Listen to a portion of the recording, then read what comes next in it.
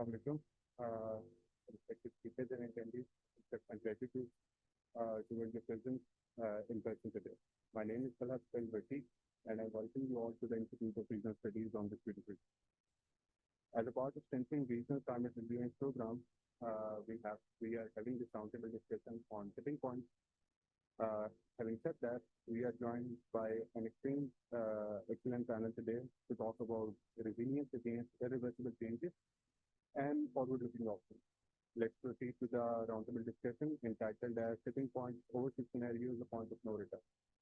Let me introduce my esteemed speakers for the roundtable discussion. As a keynote speaker today, we have Ma'am Aisha, Head of CRCC. Then we have Mr. Sohail Malik, who is the Technical Team Lead of CRCC. Then we have Ms. Zainab, who is the Program Head for Ecological Sustainability and Circular Economy from SDPI. Dr. Fazilda, who is from Water and Climate Governance Specialist from UNFAO. Then we have Dr. Amjad, who is Water and Glaciology Expert from GCISC. And the last and my most favorite, Ahmed, environmental lawyer, the founder of Saleem and Alamco. To set the context, I welcome Ma'am Aisha to deliver his keynote speech, and the floor is all. Thank you. The mic towards myself. Shala, thank you very much for organizing this. As you all know, IRS is almost like second home to me, and we have been conducting and organizing climate seminars, roundtables here for over 2 years now. It's a great pleasure to be here with all of you and talk about the subject that we have chosen as today's theme for discussion. It's important to talk about tipping points. And I think the slide, if we go back to putting the other one first instead of this one, maybe it'll contextualize what I'm going to say.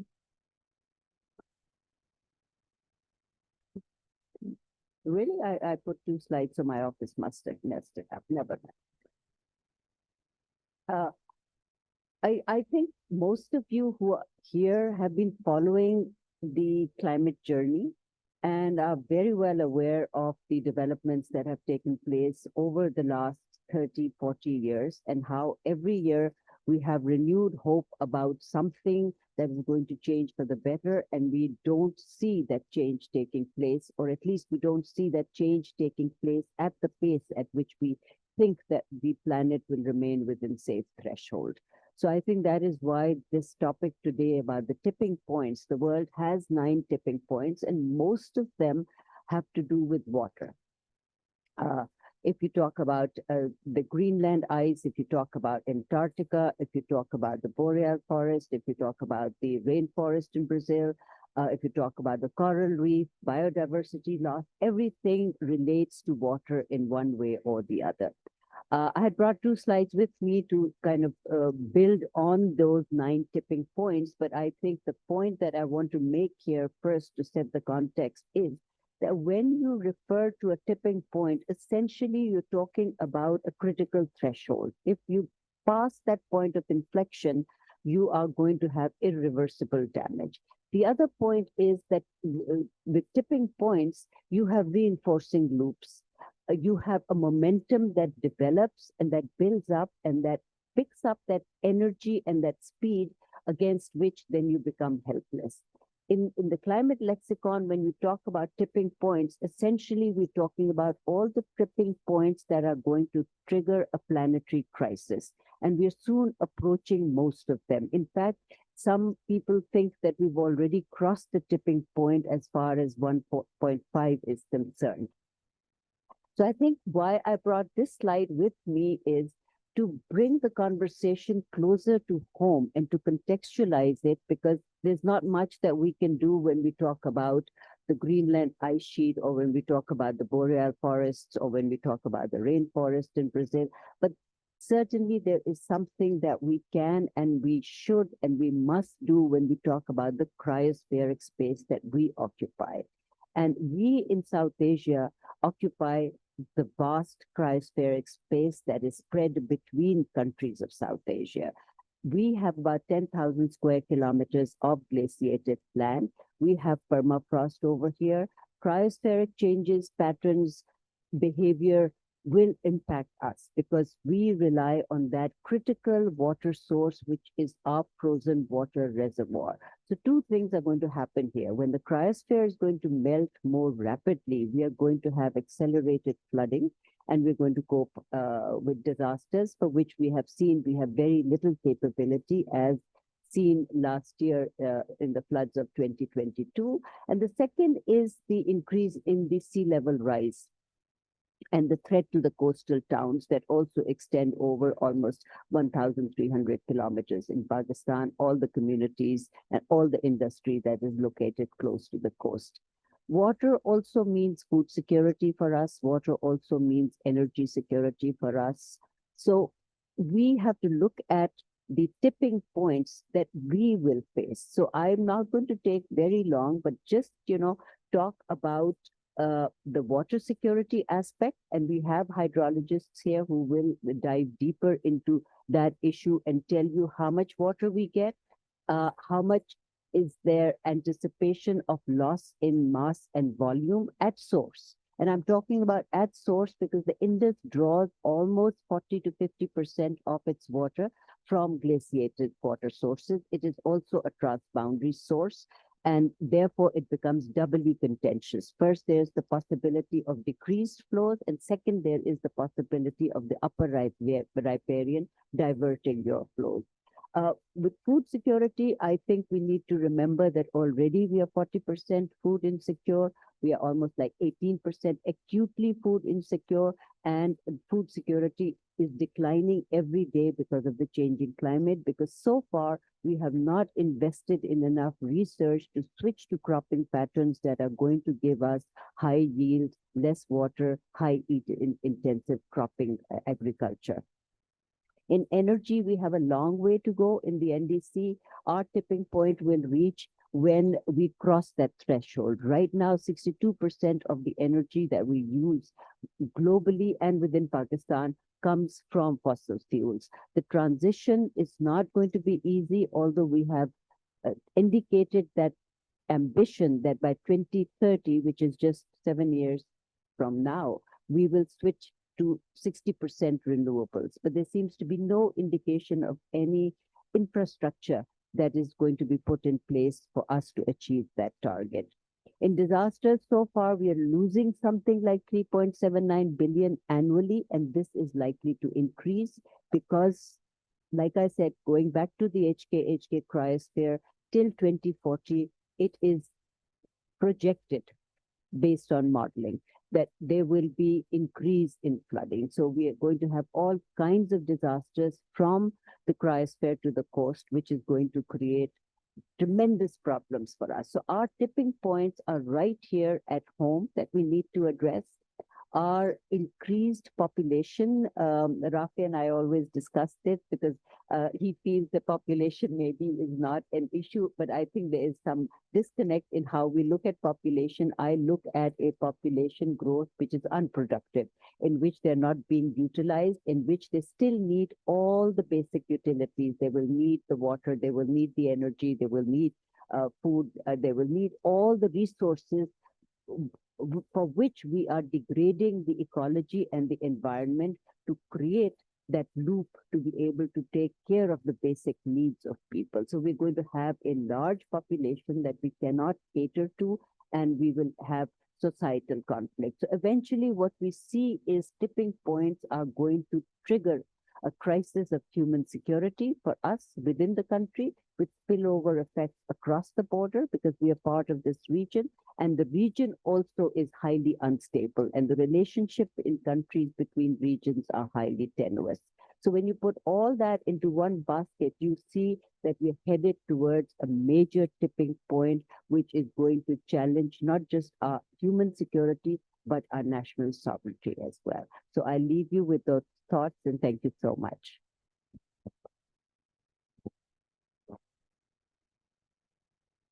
Thank you so much, ma'am, for this piece, and I think it's very relevant. To further clear the air, let me read out the concept note. Today, we are living in the era of consequences. The world is moving away from the Paris Accord and the long-term low-emission scenario. The targets are not certainly on track, and resultant, the Earth is tilted toward the high overshoot scenario, like 2.7 to 3.2 degrees Celsius. This increase in the climate disaster is no surprise for the scientists around the world. The climate models have predicted that for decades that these extreme weather events would worsen as the planet gets warmer.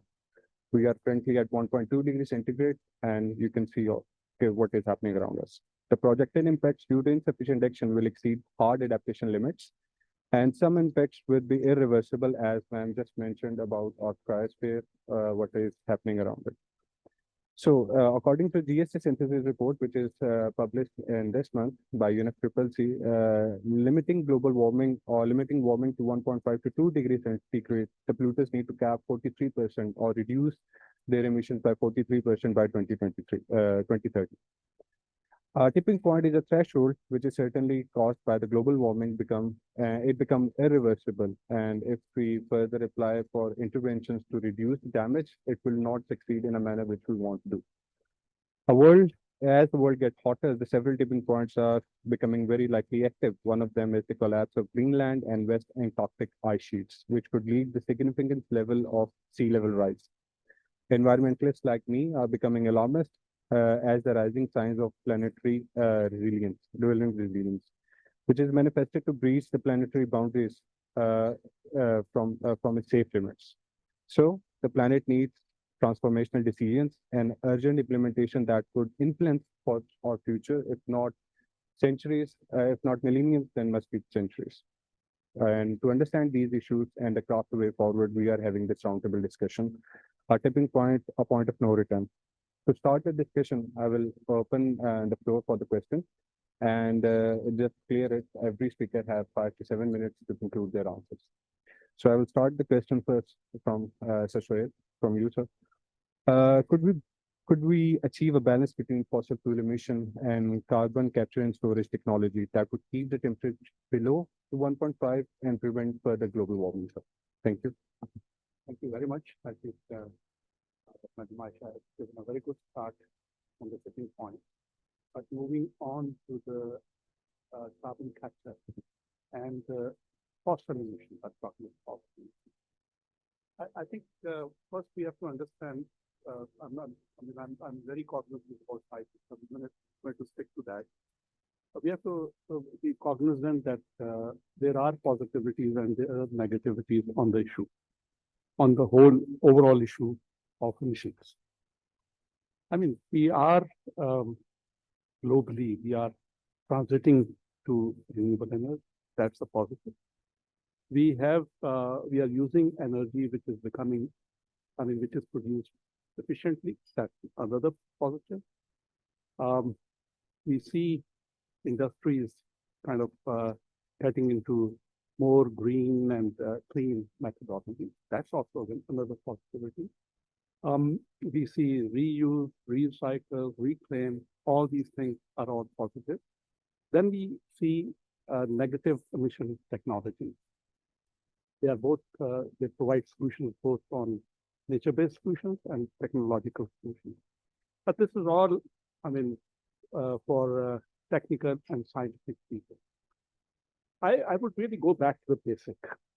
If you look at a tree, any tree has 50% carbon as a mass. 50% carbon. That is among one tree. So imagine if you have a forest cover of about 31% of the total land area, global land area, you have 4 billion hectares of forest cover. And this really is mind-blowing, the carbon there. So that is one aspect. This is really, but having said so, are we doing the calculations right? I asked the question, are we doing the calculations right? Because whatever forest cover is estimated is from the space. And the space does a spatial or the horizontal coverage. It distinguishes between forest cover, grassland, deserts. It doesn't give you the vertical. Because what about 10-meter tall tree and a 100-meter tall tree? So, I mean, what I'm trying to come to the point is that, wow, I mean, there's a big, I mean, the gap, or we are estimating it not rightly. I mean, we are estimating our deforestation, our carbon, everything based on space. One thing. Of course, I mean, let's not get negative. Positive, NASA is doing a GADI project. It's called Global Ecosystem Dynamics Investigation. It does a laser kind of thing. So it covers 25 meters of diameter and the vertical dimension. So that is coming in. What I'm trying to say is that till now, we have had science work out a lot of carbon storage calculation. That is something which we need to be a little bit concerned about, that we need to really get back to our calculators, basic calculators, see what kind of capacity do we have? What kind of potential do we have? I mean, just to tell you that we have 1 billion opportunity of 1 billion hectares of forest. Still, we can do it in viable lands. Viable lands meaning not in forest area, not in urban area, and I mean, not the ones which is underused. So this is something, I'm just setting the context that that's where we are. So, I mean, then you really look at the fossil fuel, fossil emissions. Look at the fossil emissions. They have doubled in the last 20 years. They have quadrupled in the last 40 years. They have gone 12 times in the last 100 years. So, I mean, these fossil fuels are there. The fossil emissions are there. And the irony is that the incomes are not coming down. The companies, the industry, the fossil fuel industry is making 100 billion plus every year. That's not coming down. So why? We should not be like anti-fossil fuel. Fossil fuel has been our, let's be very frank, fossil fuel has been our growth of economic development. I mean, without fossil fuel, the world couldn't have come to where it is. So what do we have? The challenge is not that we just go shouting hell that shut all the fossil fuel usage and everything. Is to really make whatever now in COPs and other things, make a transition. But transition into what? I mean, transition into renewable energy. Renewable energy is still, the costing is being developed. There are a lot of things which are being done. The ambition is high. So what I'm trying to make a case is that we have no choice. We have to go for carbon storage technology. I mean, the world is going for carbon storage technology. It's not that they have, like US has, I would say 75% of its emissions, fuel emissions. Likewise, 85. Global is 75. So look at the proportion this fossil fuel is there in there. So, I mean, the carbon, the people talk about challenges. People talk about storage challenges. People talk about process challenges. All said and done, we have no choice. We have to go for carbon storage technology. Be it that it is still in the making for us in Pakistan. I'm making it. I mean, globally, if you look at the global readiness mapping which has been done, I mean, there are countries which are really leaders. 5 countries which are leaders in carbon storage, carbon capture and storage. They are, of course, they are the developed countries. I mean, mainly US, UK, Canada, about 5. Australia and Norway. So these are the assessment has told us that there are 4 groups. One is the leaders. The second one are really star performance, but they are catching up. So they are also there, like there are countries like Japan and Germany, and all those countries are catching up. So in all this situation, what we have is a case that the tipping points itself, as Aisha has said, that's the third factor in there. For me, the tipping points are something which are going to create a domino effect. You like it or not, The moment they trigger, we have lost it. The battle is lost. Battle is now. I mean, if we have to do it, whatever we want to do it in carbon storage or in whatever ways we want to do it, it is now or never. Because once it enters into that unstable, then it's out of our control. Not only out of our control, it multiplies. It like climate change. Climate change is not considered the factor for so many things, for socio-economic security, but it is considered as a threat multiplier. So likewise, I mean, it just kind of rolls out the dominoes. That's what it does. And that's why people are scared of the impact of climate change. When it comes, it will be, I can tell you, I use the word in my write-ups is climate Armageddon. That is going to happen. I mean, I'm not scaring people away, but just this is going to happen. We have watched it. I've watched it for the last 15, 20 years with Al Gore and others. That has become reality just in my own age. Everything has rolled out in my own age. So what I mean, time is less. I don't want to take more time. I'd rather take questions. I mean, I'm a full proponent of using both technologies, spending less emissions in the air and capturing carbon too. Because without doing these two things, forget it. You will not even be closer to the ambition of 26. Thank you.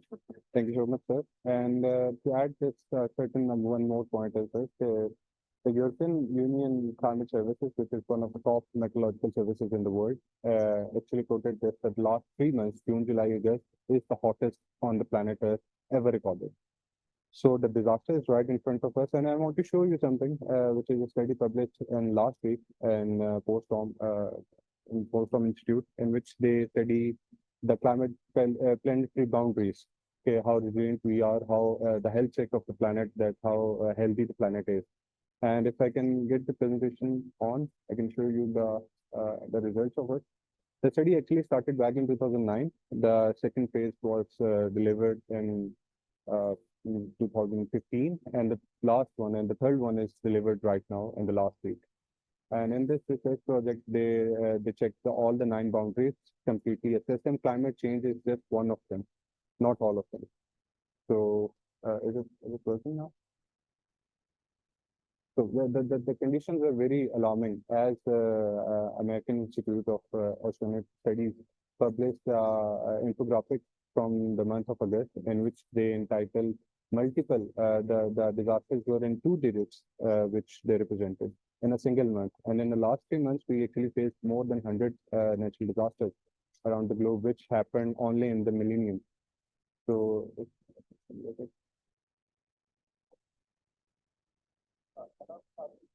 sure. I just wanted to finish. I forgot that I wanted to finish on an anecdote. I don't know if many of you have watched.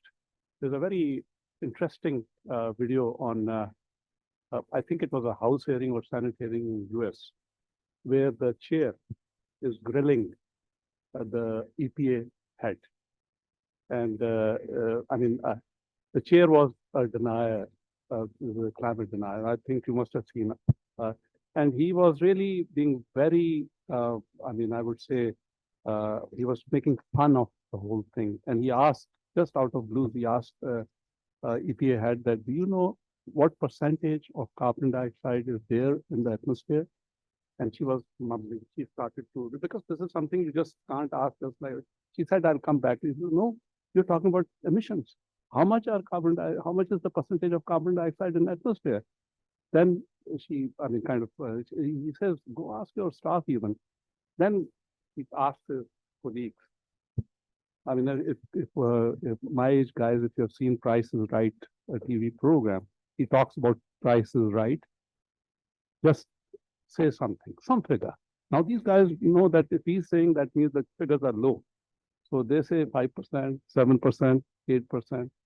And in the end, it came out to be 0.04%. And he makes a mockery of it, not understanding that this is not the dimension we are looking at.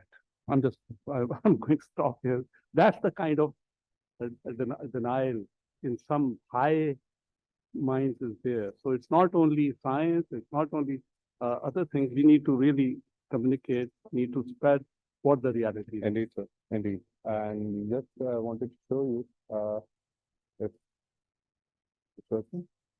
Yeah. So these are the events which actually occur in the last month of August. And as you can see, all of them are major biblical disasters which happen all around the globe.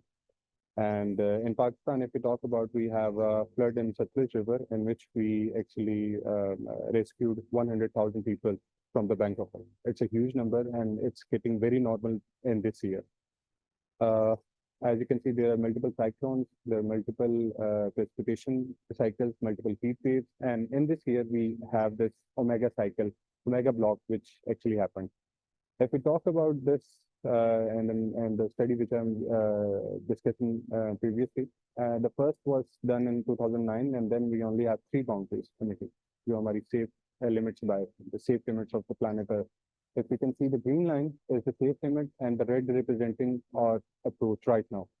So back in 2019, we were like 3 out of here. Back in 15, we got 4, and now we are on 6. Climate change is only one of them. So this is the scale we are talking about. The things are getting out of our hands. So, and it's still going on. If we talk about the last checkup in which they discussed, as you can see, there are multiple other cycles which are not in the control right now. And these are the effects. This is a picture captured in Austria, and you can see the difference in the crash rate. The date and time of this picture is the same, but the year is different. One is captured in 2014, and the other one is captured in 2023 in the 4th month of it. So things are changing on a rapid scale.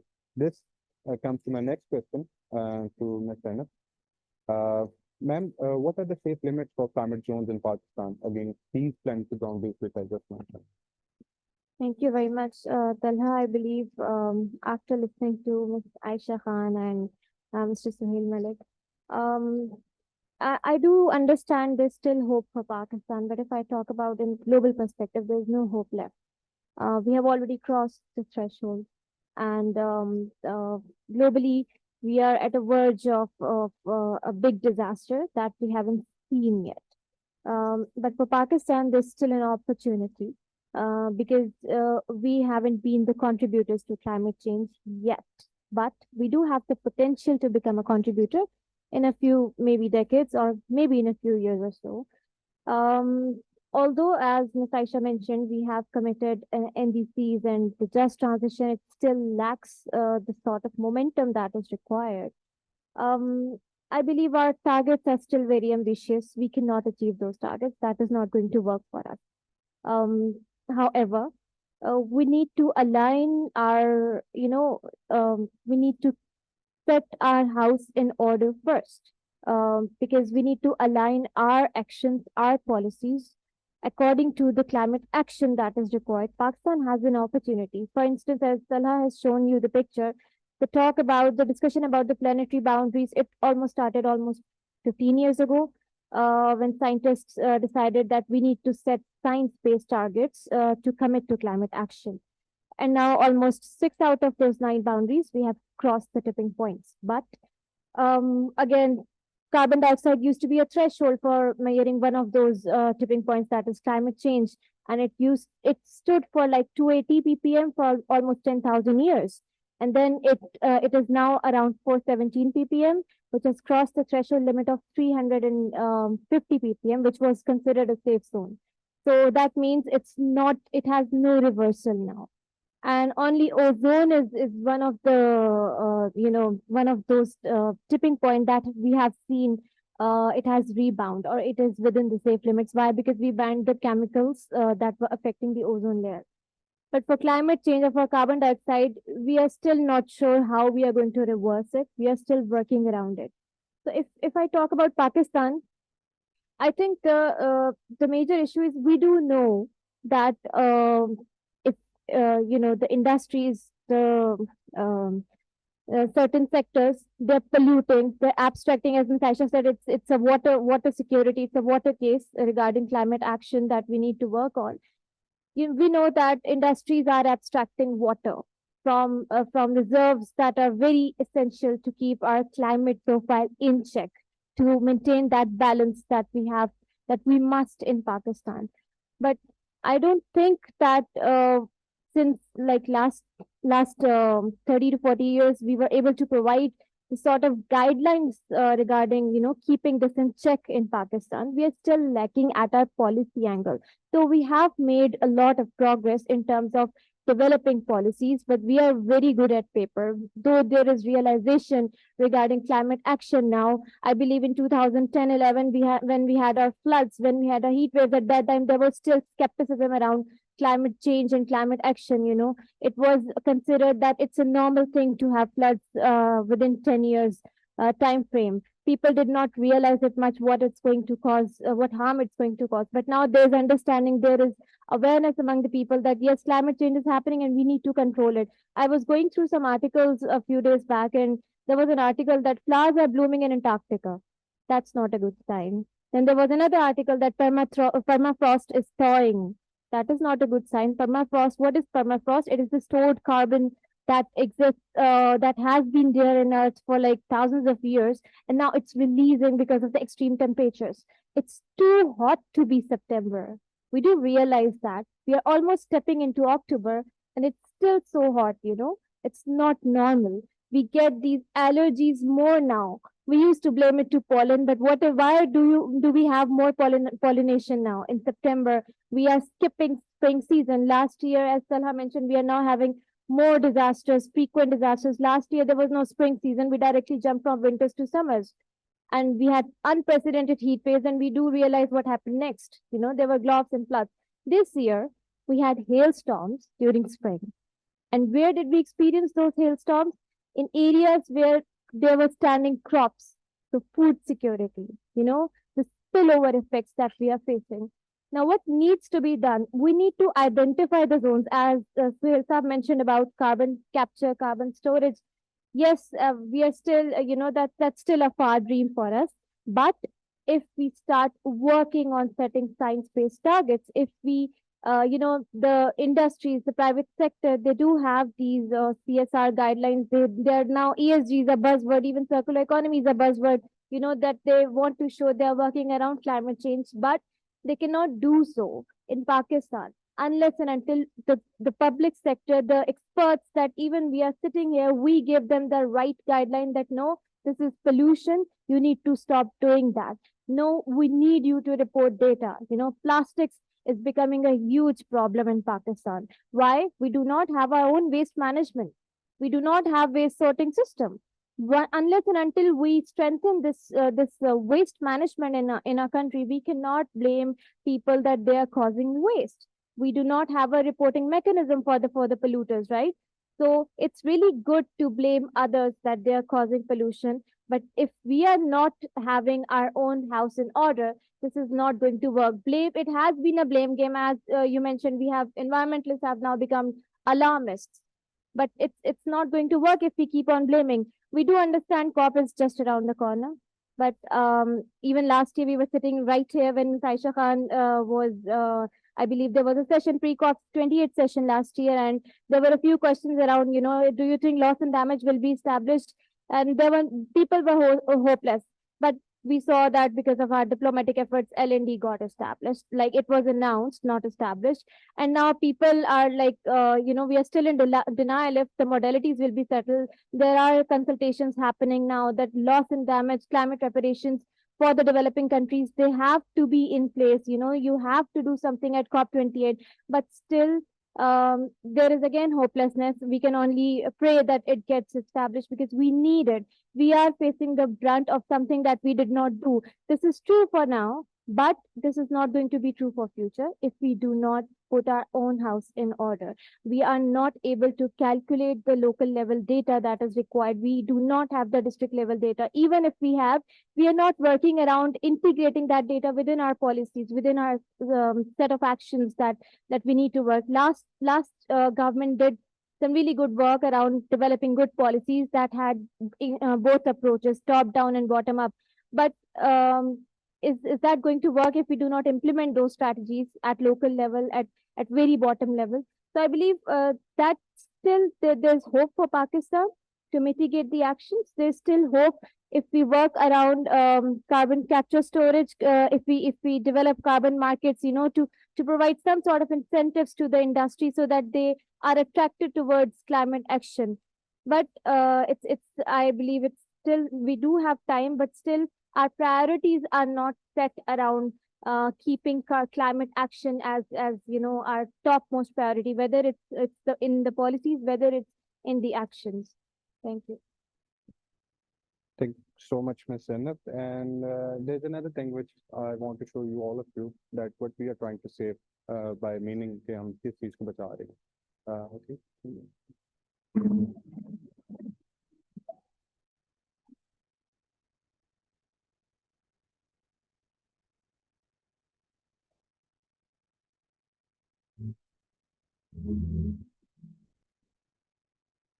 So we are losing the Earth's resilience. Terrestrial ecosystems are the sources, the sink are becoming the sources. The forests are becoming the sources of the carbon now. As the ocean continue to absorb 90% of the heat and 25% of CO2 is from human emissions. To talk about this and to talk about how we can enhance it, the Indus Basin is a lifeline for Pakistan. That my next question is to you, Dr. Fazilda. That how we can enhance the resilience and through nature-based solutions as you're working on living in this project in Pakistan. Thank you. Assalamu alaikum. Thank you, Talha, for bringing that up. I think the problem space has been very well illustrated by Ms. Aisha Khan and Sohail Malik and Zainab Naeem. I would really want to, focus more on the solution space with reference to the climate overshoot report and what it advances, a care sort of methodology of sorts where cutting, adaptation, reduction, and exploration of solar SRM. Within that space, I think, and for at least each of the aspects of the solution space that the climate overshoot report talks about, I think that nature-based solutions are an integral part of what can be done and what should be done in line with global thinking. Now, if nature-based solutions are a rather nebulous term, and there's a lot of misunderstanding around what they mean. They mean going back to nature in order to save nature, and I feel that there's considerable value in using these to avert or delay these climate overshoot scenarios. For example, take the example of mangroves, right? Now, if all of the mangrove ecosystems in this world were to be destroyed, there would be a multi-fold increase in the amount of coastal flooding, seawater erosion, etc.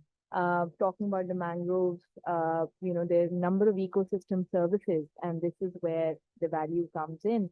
They provide, they filter water, they provide food and timber to communities, they prevent coastal erosion, and while storing huge amounts of carbon. The Indus Delta is the 7th largest arid mangrove ecosystem in the world, and it sequesters around something to the tune of 75 million tons of carbon. And so a very, very important ecosystem, and a destruction of this ecosystem, which is currently a carbon sink, means, converting it into a carbon source.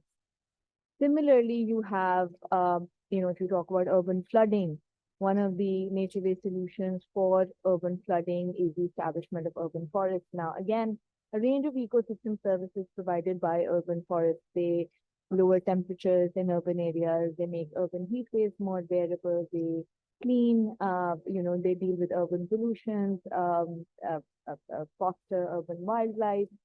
And a number of cities around the world are working with these solutions, including some work that has been done in Pakistan, the Niwasi forest in Lahore, the Clifton urban forest in Karachi, the cantonment board tree drive. All of these, some of these are part of the 10 billion tree initiative, but all of these are important solutions for mitigating urban challenges.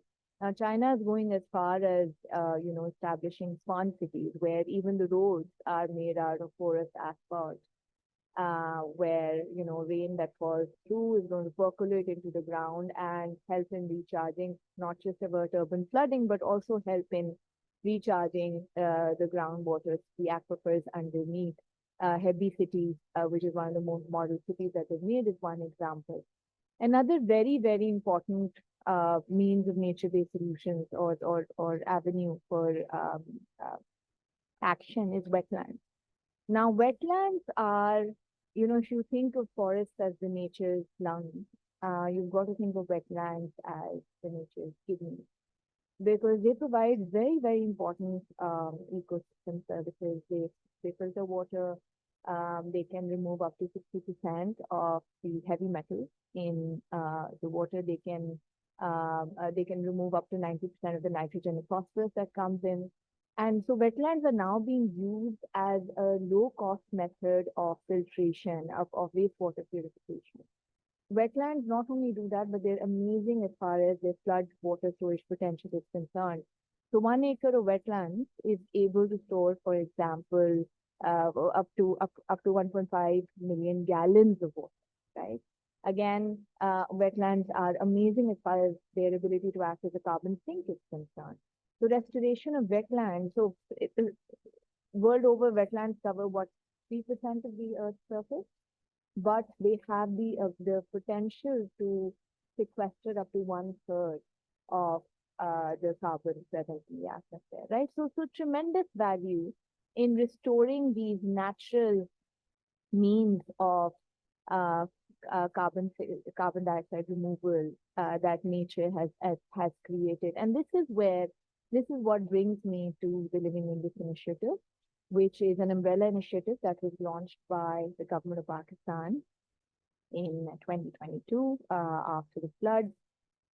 It is Pakistan's climate plan, of course, for the next 15 years. We presented it at the COP last year. And it's an initiative that is a bankable, that has a list of bankable projects of sorts.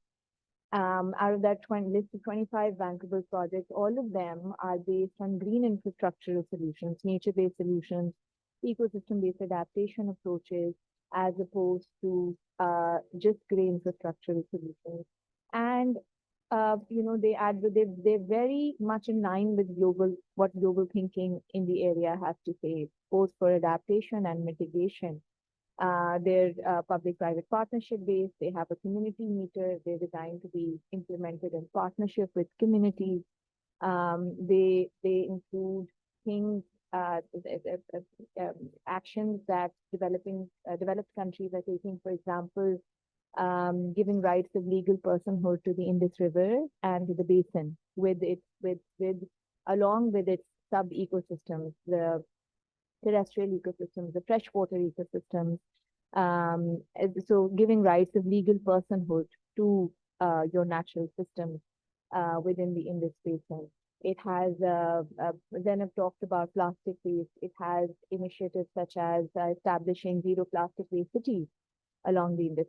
We know that 9 out of the 10 cities, Pakistan's largest cities, are 50 kilometers or less from the Indus, with the only exception being Quetta, right? So imagine making these cities plastic free. We also know that only about 30% of the waste that is generated, plastic waste, is managed. The rest ends up in land or water bodies, and that makes the Indus River the second most plastic polluted river in the world, right?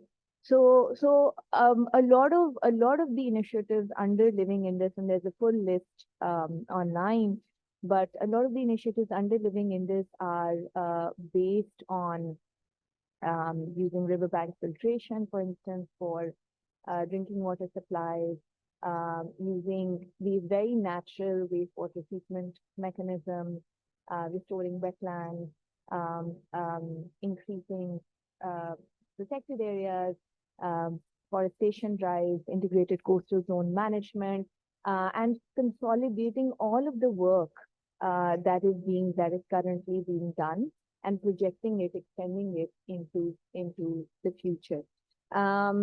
So that's really where I wanted to, sort of highlight one aspect of the solution space, because the Indus Basin is really the lifeline of Pakistan. It has supported civilization in this area for the last 5,000, some say 7,000 years. We're not sure if it's going to be able to do that for the next 100 years even.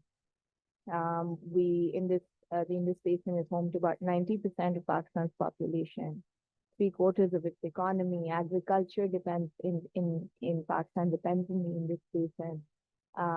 And the basin's bounties are really what is making our population thrive. So restoring the basin's ability and building climate resilience through these nature-based solutions seems to me to be the right way forward. And of course, time is not on our side. We've got to do that now, and we've got to do that fast. Indeed, we need to do it very rapidly. And there's a small video from your Yes. So my colleague, who is the team lead for the Living in This initiative, and we've established a cell at the Ministry of Climate Change. If anyone wishes to engage further with Ms. Humaira, she's here based in Islamabad. There's a small team that's based here. There's a short message from her, just to sort of make you more familiar. Climate change can push the Indus River towards tipping points, leading to irreversible and severe impacts. The river, crucial for Pakistan's water and agriculture, relies on glaciers and monsoons. Climate change accelerates glacial melt, alters monsoon patterns, and raises sea levels, risking water scarcity and contamination. Extreme crossing tipping points could drastically reduce water availability or alter monsoon patterns irreversibly. Mitigating risks require sustainable water management and adaptation strategies. The Living Indus initiative by the UN Resident Coordinator and the Government of Pakistan addresses the impacts of climate change on the Indus Basin through a comprehensive menu of 25 strategic interventions that enhance resilience. These focus on sustainable water management, glacial monitoring, adaptive agriculture practices, and community engagement to enhance resilience against glacial melt, altered monsoon patterns, and extreme weather events. Thank you very much. Well, thank you so much, Dr. Fazilda, for this note.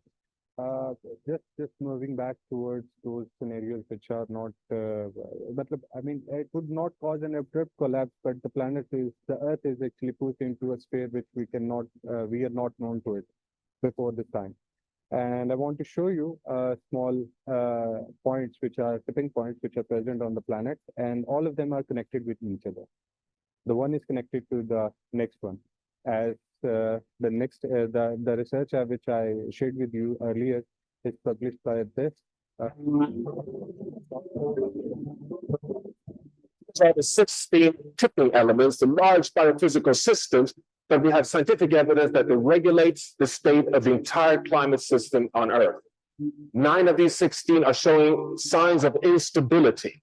Push them too far, and they will shift over from supporting humanity to starting to undermine humanity. 4 of these are showing scientific evidence of now being at risk already at 1.5 degrees Celsius. We're approaching this point very rapidly. 2 of them, the Greenland ice sheet and the West Antarctic ice sheet, together represent 10 meters sea level rise. This shows scientifically that 1.5 degrees Celsius is a physical limit. It is not a political target. And what I say next will be the most alarming thing. We have more and more scientific evidence of connectivity between these tipping elements. Cascade risk of dominoes. Let me give you one example. Here's the one that is most researched.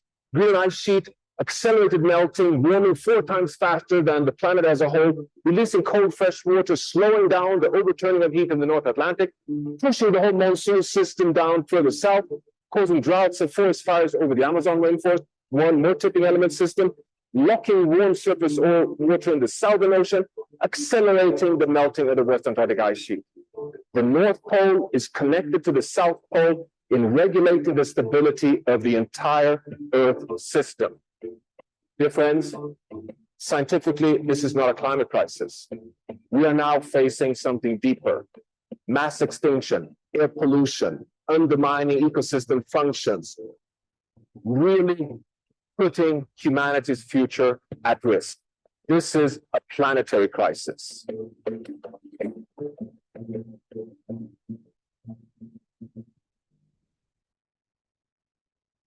As we all know, we need a unified approach against these tipping points and these challenges which we are facing today.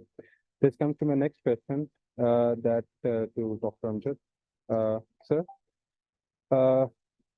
does IPCC have updated payment pathways and scenarios for this delay action that we used to see in this decade, in the last decade, specifically for the next 5 to 10 years, which are more dramatic than the next one? Thank you very much, Talha, and thank you all your IR team for conducting this very important meeting.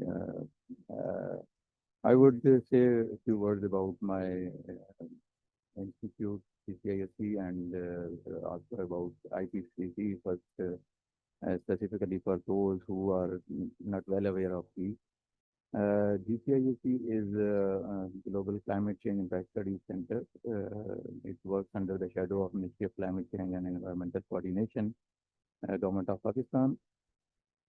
And its scientists are exclusively involved in climate change studies and its impact on the water resources, glaciology, agriculture, environment, and health.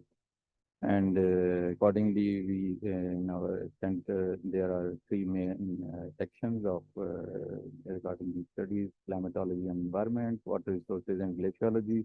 I'm also part of the water resources and glaciology. And the third one is about agriculture and forestry, which all these are working on these impact studies in context of climate change.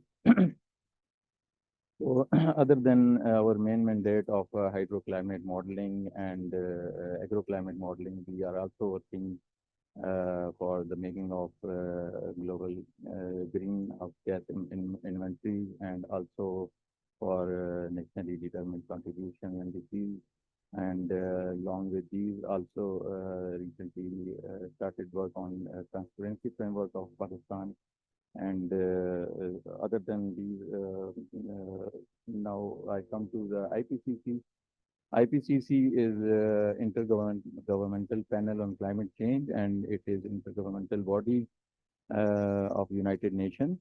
It was formed in 1988 and by WMO, World Meteorological Organization, and United Nations Environmental Program. Since its inception, it has been doing reviewing actually the state-of-the-art knowledge of the existing peer-reviewed research on climate change, and it publishes main climate change assessment reports and also special reports on different topics like cryosphere, oceans, land and climate change, and similarly on other like global warming on about 1.5 degrees Celsius. Similarly, up till now, they have published 6 assessment reports, and recently they published AR6 assessment report in March 2023. So coming to your question, yes, IPCC has updated its scenarios before in this last 6 assessment report, and these are called shared socioeconomic pathways. These are more comprehensive and more detailed and integrated in approach to explore societal and economic influence on, in addition to greenhouse gas emissions on climate change, future climate change scenarios. and they are more comprehensive framework as compared to the previous pathway and their framework and scenarios. So because of these scenarios, it will be more good results as far as Pakistan's climate change is concerned. As Ma'am Aisha very well said that climate change in context of Pakistan is actually water resources challenge, water resources case actually. Whenever we talk about the increasing temperatures, we talk about the glaciers melting, we talk about the sea level rise, we talk about more rains, and we talk about the flooding, torrential flooding, and similarly, and other types of flooding in upper Indus Basin, glacial lake outburst floods, and all such things. So if I want, when we talk about the water resources of Pakistan, we can divide all Pakistan from cryosphere to up to coastal zone into three main parts. One is the upper Indus Basin, which is a source region, which is comprised of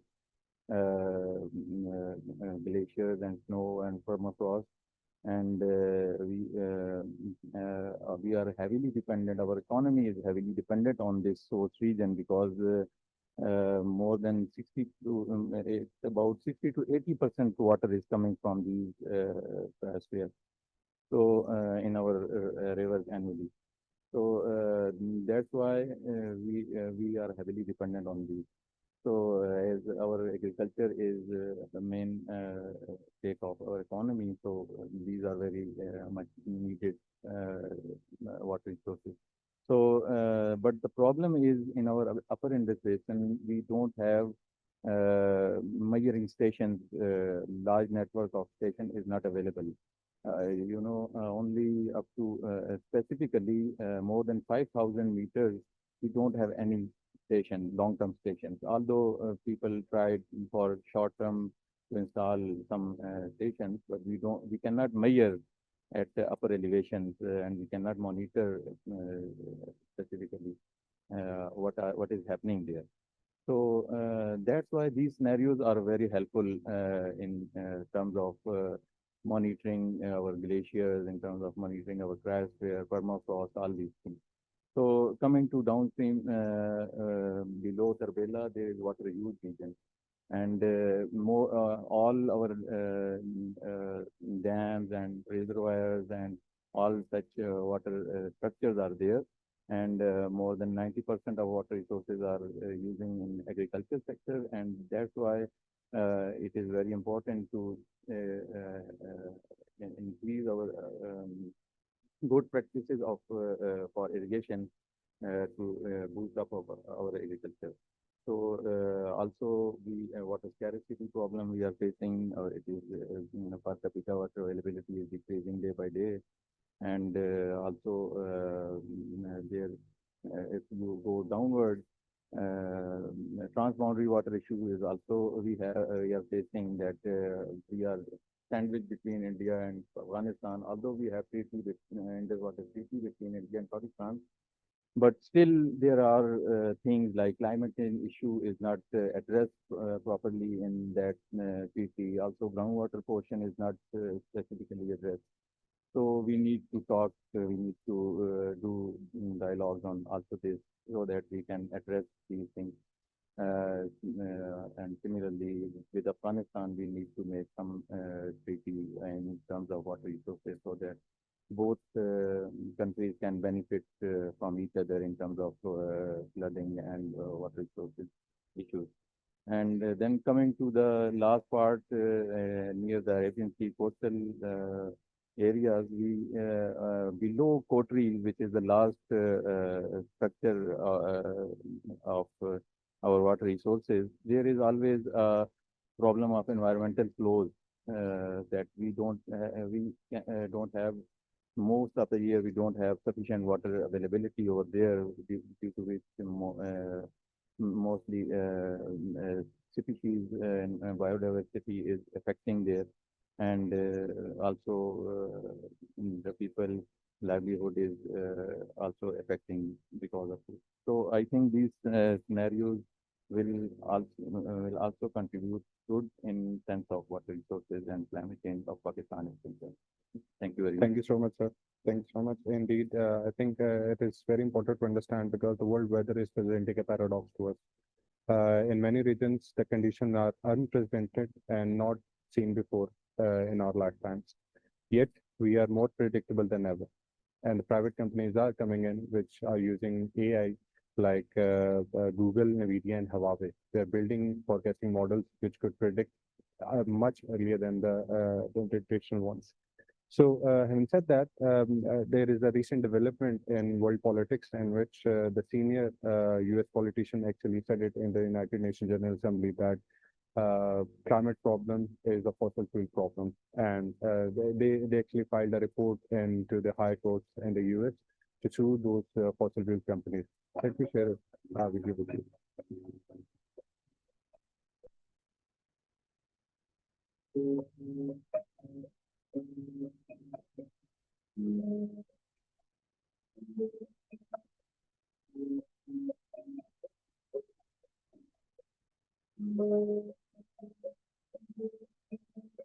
In a 90-day period, net profit $63 billion. They don't have your back.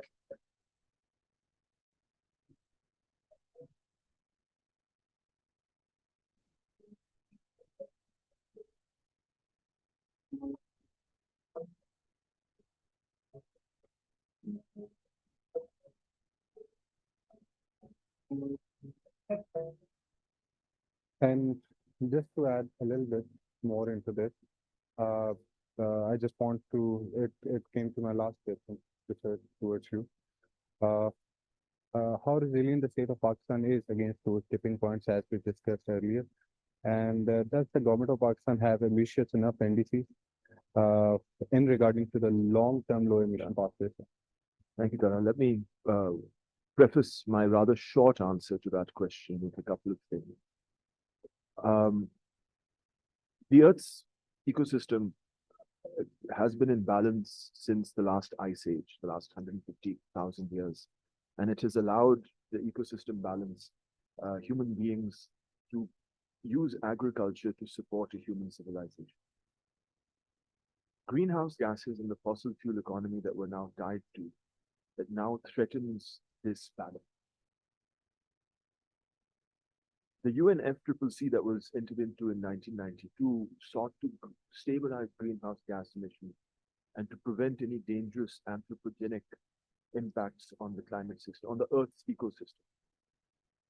Unfortunately, we have produced more greenhouse gases since the signing of the UNFCCC than we did in all of history before. There has been no stabilization. We are past the 1.5 limit that we thought we might be able to reach under the Paris Agreement. We will most likely go over 2 degrees of warming by the end of this decade, which is less than 7 years away, 7 years. We are already in the 6th extinction event. We're in a Holocene extinction. It's like being in an explosion. The explosions happen. We just haven't felt it because planetary timelines are so long. The explosion has happened. We're in collapse because the Earth's ecosystem can no longer sustain agriculture to support human civilization. The tipping points that you refer to are just that. When you have balance, something will fall back. But when you lose balance, you'll never come back to the position you were in before. You've listed the tipping points. We're going to probably pass through them by the end of this decade. There won't be any coming back. What we will see going forward, I mean, I completely agree with Aisha Khan's statement that the climate crisis in Pakistan can be framed as a water crisis.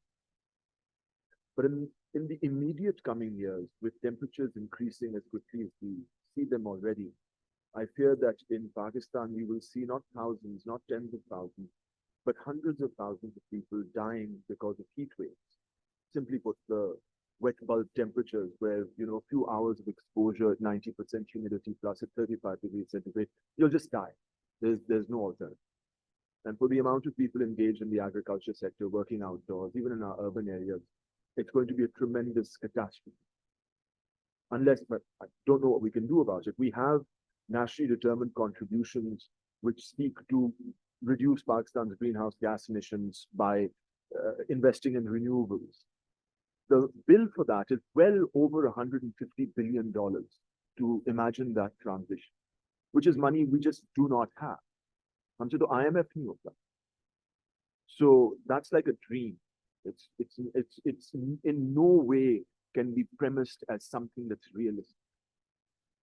The adaptation plans that we have are even more expensive than the mitigation plans that we have. We just don't have the money for them. हम तो IMF से पैसे लेके बड़ा काहू overpass बना. Those are our priorities. You look at the NDCs, you look at the climate policy, you look at the food security policy. These are all reasonable documents with reasonable aims. But if you look at current politics in Pakistan today, we have something called the SIFC, which has one job, statedly, and that's not climate protection. It's not the enforcement of the NDC. It's just bringing investment into Pakistan. That's it. The people who run Pakistan think that that is the solution to its problem. They are divorced from the reality of climate change. They are divorced from the reality of the impacts that climate change already have on Pakistan. What is it? Last week, the World Bank estimated nearly 45% of Pakistan's population is in poverty. We're going to see that increase dramatically with food shortages, with crop failures. As temperatures rise, crops will fail, farmers will become poorer, and we'll see exacerbated food security and political turmoil stemming from these climate issues. So is Pakistan's NDCs poised to help Pakistan? No, not at all. Because the people who run Pakistan have their priorities completely somewhere else. Our politicians who should be protecting our interests spend their time trying to stay out of jail and alive rather than focusing on the issues in front of us. And so I have a grim prognosis. Thank you so much, sir. And I think these words are needed to be heard. I think this is very important. And having said that, let me show you why this is very important.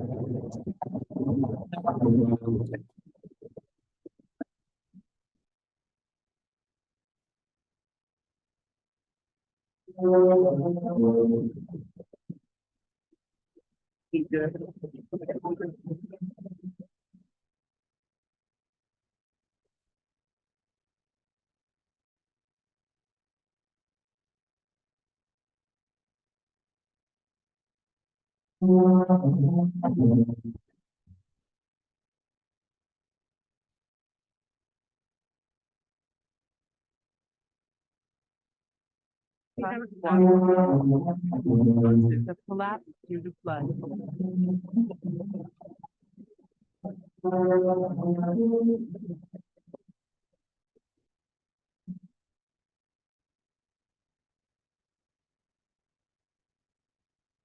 So this is what we are talking about. These visuals are going to be very normal in the next 10 years. The visuals we are seeing this year are going to be very normal in the coming years from now on. Having said that, I would like to invite Ambassador Naeem to conclude the session. Oh yeah, sorry, I forgot. Sorry, I'm so sorry. So the floor is open for the Q&A session. Please introduce yourself and try to tell the organization where you belong with. Thank you.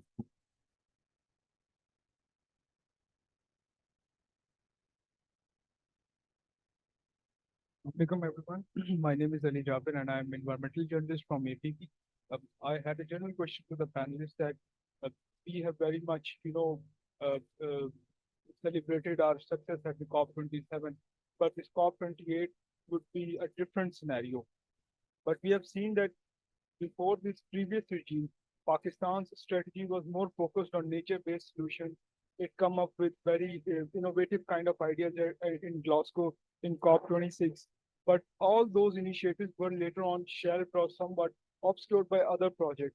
But if there is no consistency in these policies, or the stance Pakistan establishes at global forums like COP, then how can it convince the world for better climate action that can ensure mitigation and adaptation of all the other countries other than Pakistan facing the similar challenges due to climate change? Your comments on that?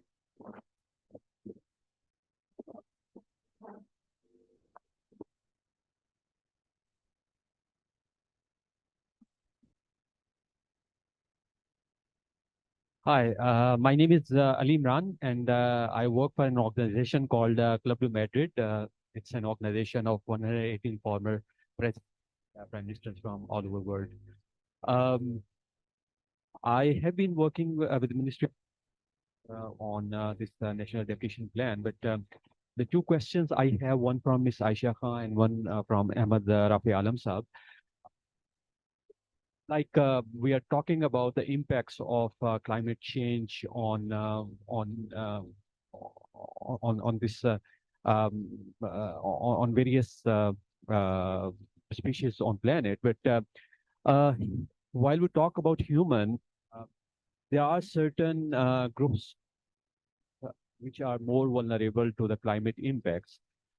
So how do you view the social dimensions of the climate change, how it's going to impact some of the vulnerable communities across the world and especially in Pakistan? And my question to Ahmed Rafy Alam Saab is that, of course, we know that he's doing a lot of work, and we have just talked that we are good on policy papers, but once it comes to implementation, so like it's real bleak picture over there.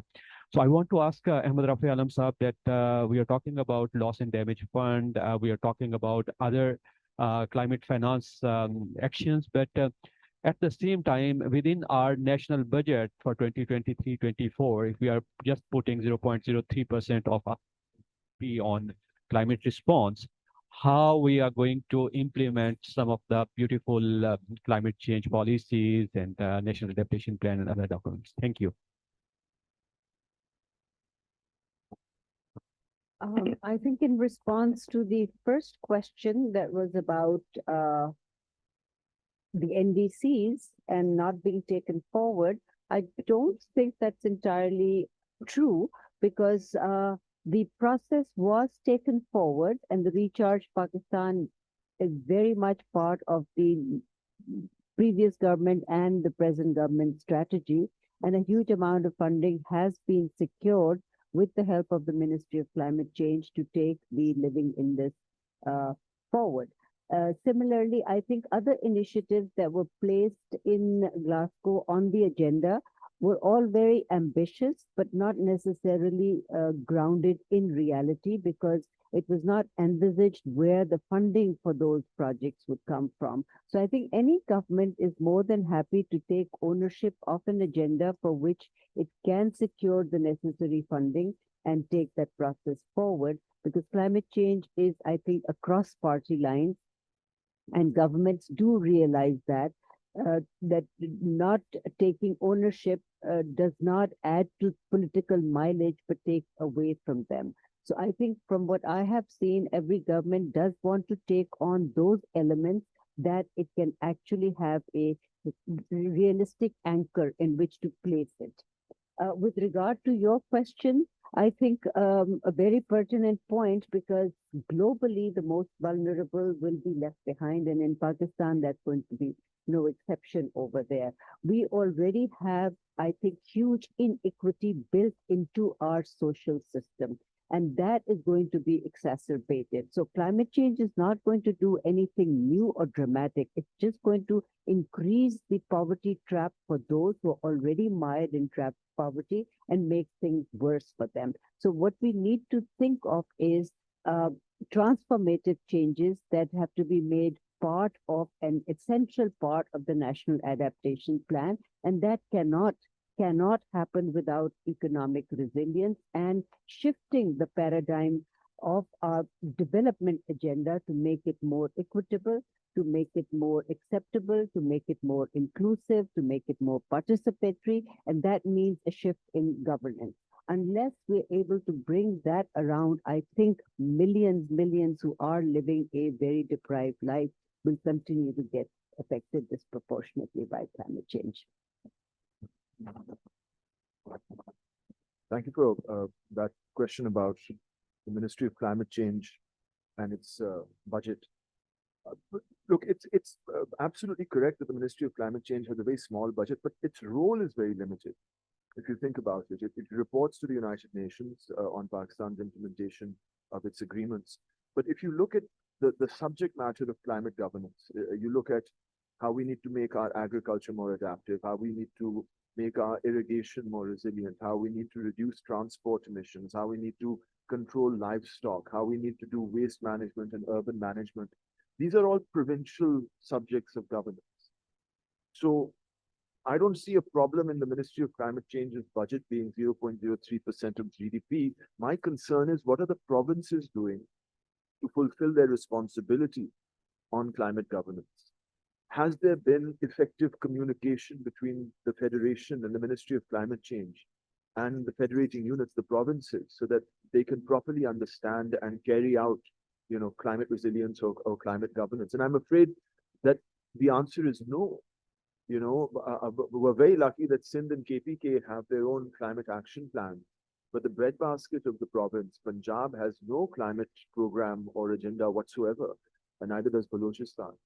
And so these are gaps that need to be filled. We need to understand that much climate governance happens at the provincial level. And really what I'd like to see in a few years, if not immediately, is larger provincial budgets being allocated towards climate governance, not necessarily the federal budget.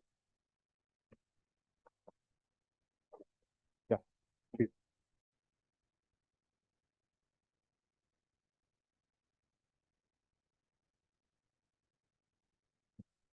Assalamualaikum. My name is Alina, and I'm currently in charge of the Afghanistan desk in IRF. I think almost all of you who came here today came on the Ataturk Avenue, and you must have seen that board, Pakistan's first plastic road. And every time I personally cross it, I'm reminded of a very enthusiastic climate person, Talha. I read an article some time back that there was a strategy that was introduced that roads would now include plastic, but then there was a research done after some time that asphalt, which could have been recycled, now those plastic-made asphalt roads cannot be recycled. So it's just creating more of a problem. My question is there any part of Pakistan working on distinguishing between the more sustainable solutions and not creating maybe unconsciously more problems for climate change? Yeah, just one more question if anyone wants to ask. Yeah, so.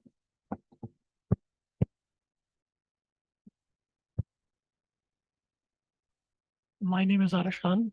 I'm the editor of publications at the Institute. Thanks to Ms. Aisha Khan, we have participated in a lot of climate events here at the Institute. But mostly what we see is that people either talk about national solutions or global solutions. There is hardly any talk of regional approaches to climate change.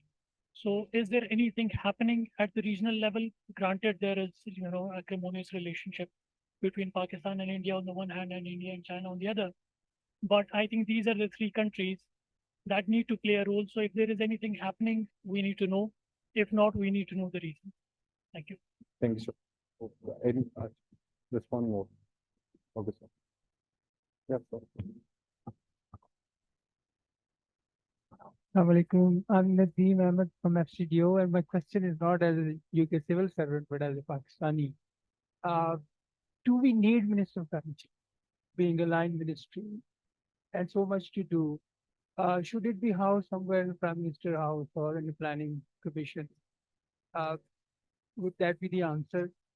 And because it has to do certain function at the international level, and the capacity that probably we can draw from the Prime Minister's speech in the General Assembly a few days back, where he was asking where to deliver on COP28 commitments. it's yet to happen. So I think, in my opinion, the Ministry of Climate Change has to be replaced with some new institutional mechanism that can deliver, that can plan, and that can follow up whatever happening in the international space. Particularly, I can cite climate finance debate, that the ministry is not trying to set up a fund, but there are many other units that are coming up in the Ministry of Finance, Ministry of Planning, and elsewhere. And so my essential question is, do we need a new institution? Would you like to propose this question to one of the panelists or just I someone? can, I think Aisha Khan is well placed.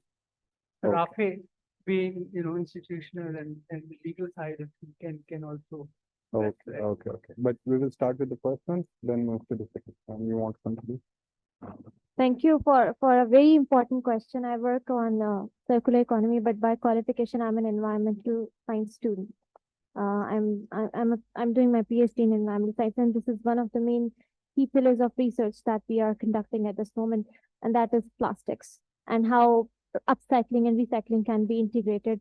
So I completely oppose this plastics growth. Why? Because extreme temperatures, they tend to break down the plastics into micro and nanoplastics. And nanoplastics is, there's too much room at the bottom. The article, if you may have read about the nanos, we are still unaware of the toxicity that nanos can create. So it leaches into the groundwater resources. It contaminates your soil. So no, that is not a solution. That is not sustainable. And that shouldn't be happening in Islamabad, where our groundwater resources are already depleted. So no, that shouldn't be a stance that a ministry or government should adopt. It has to be based on technical side. Roads must not be developed, at least of plastics. And then there was another question regarding regional. So Climate Action Network, South Asia, and at SDPI, we have collaborated with them, and we are working on country-level report on urban resilience and how regional climate diplomacy can be strengthened. And I'm sure that so many other people that are sitting here, they must be working with regional organizations like CBD Bangladesh and SOTI Nepal. Think tanks are coming together to strengthen the think tank diplomacy. Like we are sitting here at IRS, definitely some people might be contributing from here as well. So yes, we are working to strengthen this diplomatic effort at regional level, because COP is not going to provide you with solutions. As Ali Jabir asked a question regarding L&D fund. So again, the same thing is, as Nadeem Saab mentioned, why do we need a ministry? There's a question, if L&D gets established, who is going to take care of the finance, whether Ministry of Finance or Ministry of Climate Change. So we have to put our own house in order first. What ministry is going to play the role if we have the reparations? So these are my take on your questions. Thank you. Sir, please. I think referring to Arish, your question about regional discussions on climate issues, I think we're all aware in the region that this is pivotal. We need to talk about it. But in Pakistan, we avoid talking about it because it immediately becomes a political question. And since for very long we have taken and we maintain this stance that unless we resolve our territorial disputes with India, we are not going to engage in any conversation. So that makes the issue a little sensitive in the public eye, and people don't know how to package that message. But I think very soon a time will come when we will understand that if we don't want to decouple, we will have to de-risk. And maybe we will need a few more years before we are pushed into that position to understand that de-risking regionally is very important, and a time when India perhaps will also recognize that despite doing economically well at the moment, it cannot maintain that status quo unless it takes regional countries with it. So essentially in South Asia, the climate conversation is part of a political conversation, which has been there for so long that it's not going to be easy to disentangle. And we all do wish, we aspire that we start a new conversation on climate, which puts other things on the back burner, but it has not happened. And realistically speaking, it is not likely to happen in the near future. Nadeem's question about do we need a climate change ministry? I think Pakistan is probably the only country in the world that has a climate change ministry. Rest of the countries have environmental ministries. It, like Rafy said, doesn't serve much of a purpose other than sign and ratify international agreements. But no matter what name we give it, climate or environment, we do need a focal point ministry. Therefore, I do agree with the former minister, Zahid Hamid Saab, who initiated and passed the Climate Act 2017. That is what is missing from this conversation right now, because today we've gone and we've talked about the ministry's name being elaborated, Ministry of Climate Change and Environmental Coordination. But where is the mechanism and the institutional infrastructure for that coordination? That would have come through the Climate Act, the Climate Authority. So unless we don't have a permanent entity that is apolitical, which does not get affected by the cyclical change of governments after elections and continues with that agenda, with the focus of mitigation, adaptation, coordination, climate finance, climate fund, we are not going to make any progress through this central entity, like Rafy said, who does not have any remit beyond the federal capital and signing agreements for which it has no function or legal mandate for implementation. I just jump in there as well. And before the 18th Amendment, we did have a Ministry of Environment, which was completely disbanded after the 18th Amendment. The Ministry of Environment and its responsibilities that were listed in the rules of business were all allocated to other federal government entities or devolved down to the provinces, and the Ministry of Environment was abolished. However, this one entity remained, the National Disaster Management Authority, which reported through the Ministry of Environment. That institution still remained. And so shortly after the 18th Amendment, we had a disaster management division that was created that looked specifically after the NDMA and was then given some responsibilities on climate reporting to the United Nations. And in 2013, then, this National Disaster Management Division was renamed the Ministry of Climate Change. So it's an interesting rebirth of sorts. And since 2013, the Ministry of Climate Change's responsibilities have been added to one at a time. It started off as a ministry that was responsible for plans and policies in relation to disaster management, including climate change. But and still, if you can find that there today. But the most recent addition to the Ministry of Climate Change's responsibilities has included drinking water and sanitation, which is very much a provincial responsibility. You see that rollback of the 18th Amendment taking place. And even the naming of the ministry or renaming it Environmental Coordination, again, is a rollback of the 18th Amendment. We have a Ministry of Interprovincial Coordination, which should be the hub of the mechanism by which the Federation and its responsibilities for climate are brought down to the provinces and coordinated. But the Ministry of Interprovincial Coordination remains defunct. And I completely agree with you, Aisha, that the people of Pakistan, the elected representatives, have felt that the regulation of climate change should be done through a climate change authority and have passed legislation to that effect. We have an effective law which says that plans and policies with respect to climate change should be adopted by this authority, which to date has not been manned or created or notified. So we're lagging on the enforcement of a law that the elected representatives thought necessary to pass. And that's a conversation we're not having. Indeed, very interesting points. Any other questions from the audience? Yeah, sure. I think what Naeem asked was a very provocative question. And we love to play on the downside of institutional mechanisms. Our development agenda has been totally rendered irrelevant. We have processes, agenda, procedures. That's why you see SIFC. That has made all other ministries irrelevant.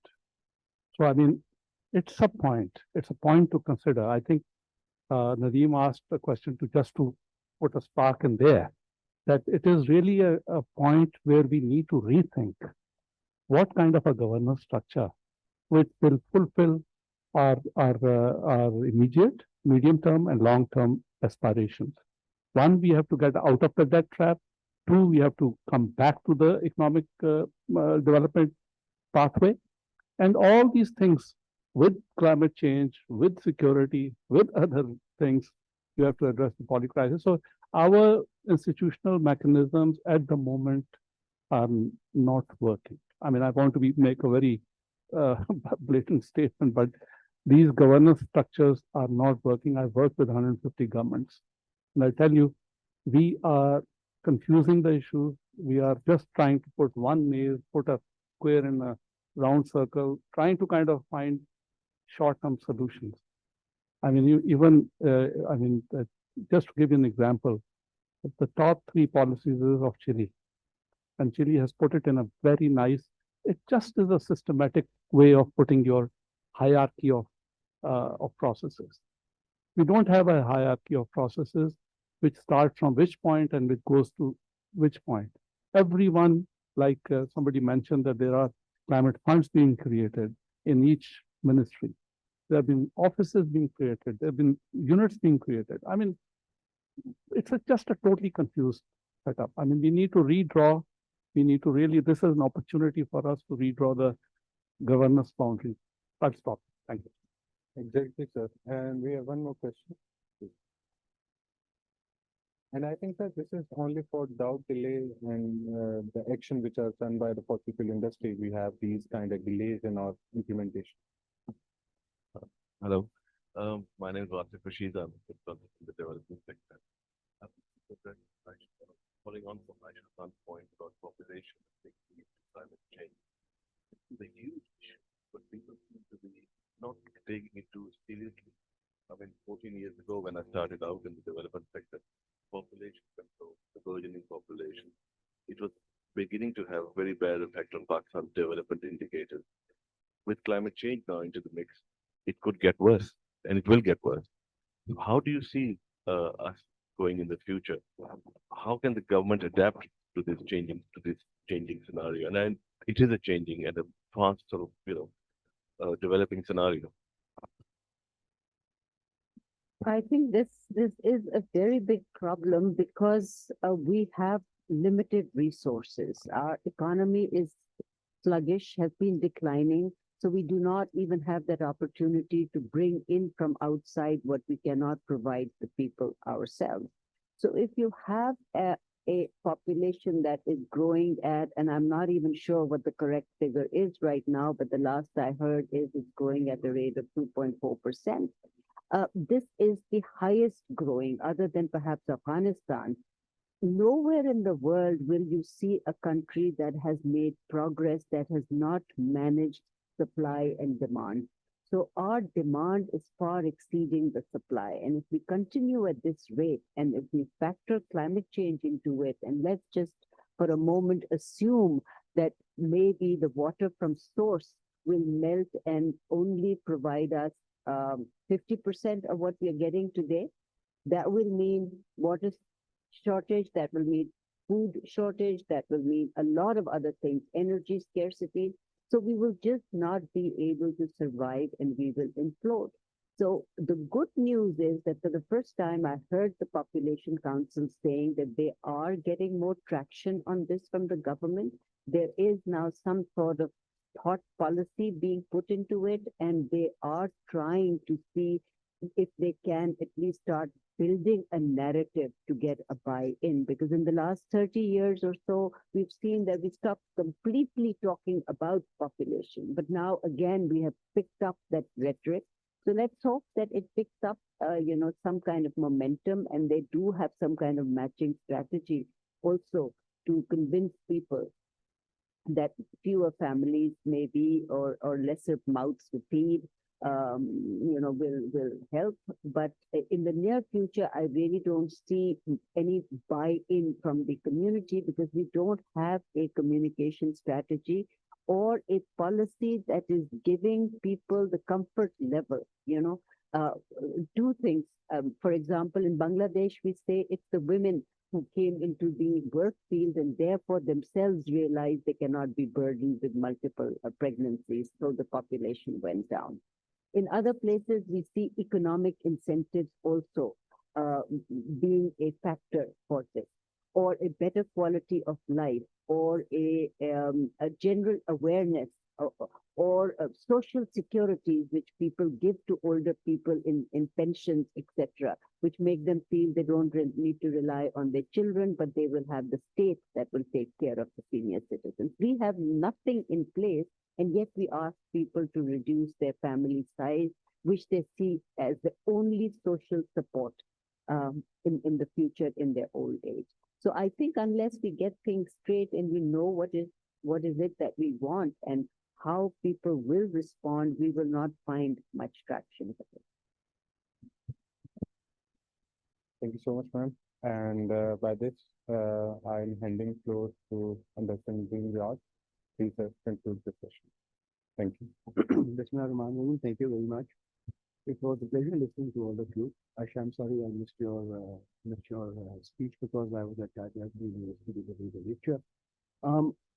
Where does IRS come in? Let's start with that.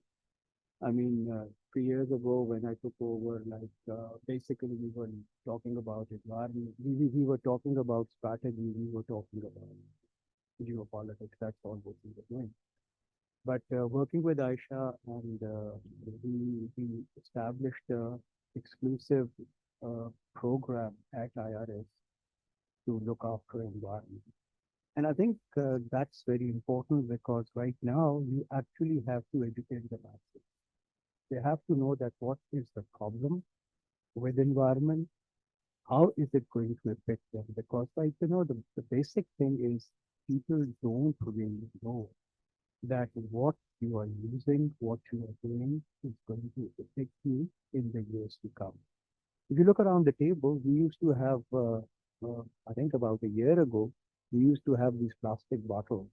But then we took a policy decision that fine, we will use the bottle, but we are going to do away with the plastic.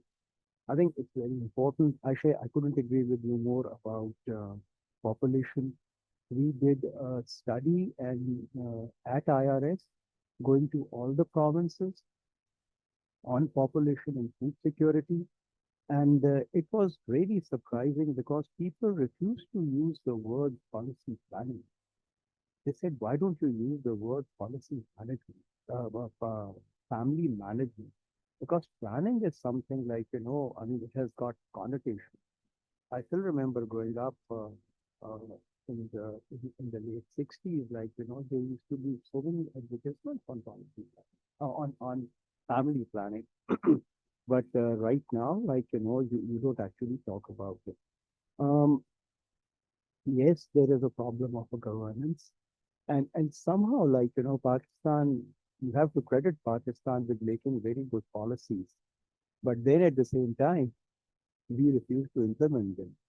I mean, very well articulated, very well researched papers are written, but they are actually shelved. Policies unfortunately change with the change of government. And I think environment is something, it is regardless of whichever party is in power, it's going to affect everyone. So I think the most important thing is to improve our governance.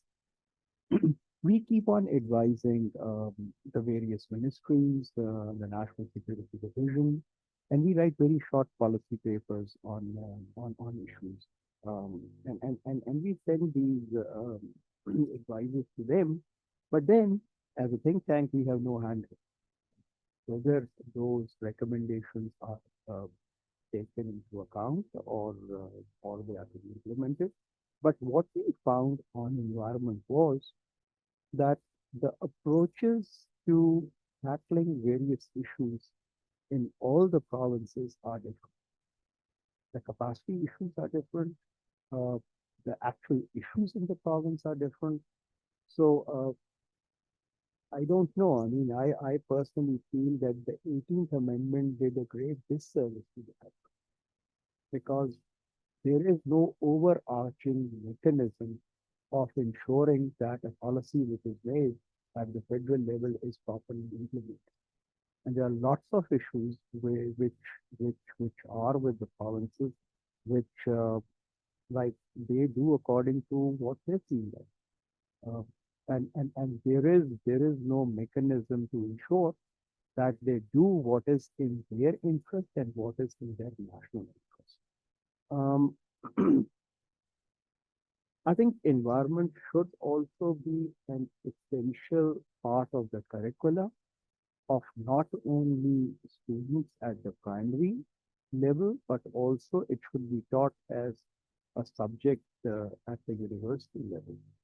I'm not very sure whether many universities are doing that as yet.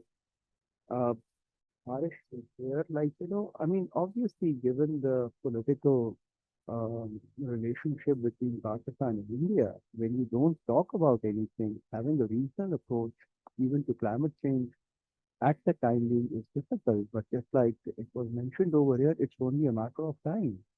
People will, I think the leaders will come to grips with it because, whether it is flash flood, whether it is an earthquake, it doesn't follow the international borders.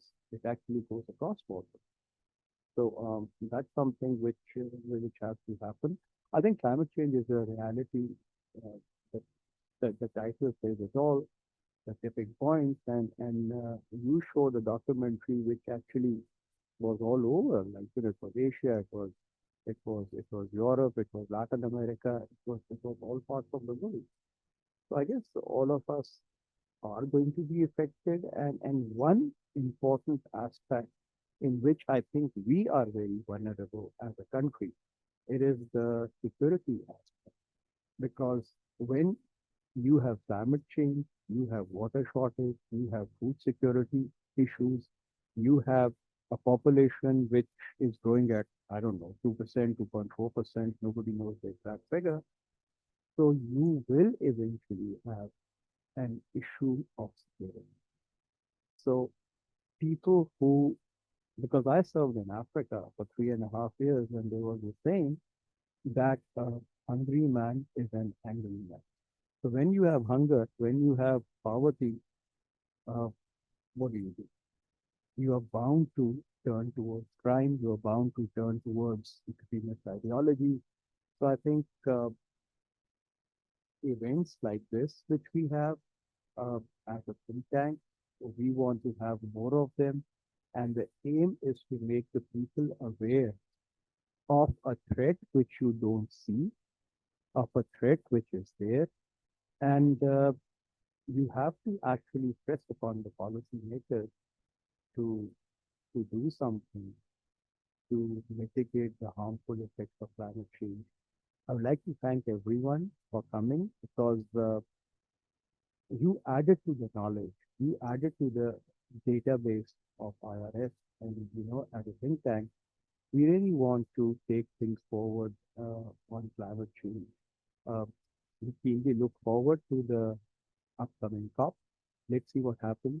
Like, there are people who think it's going to come up with some very innovative ideas, but let's see.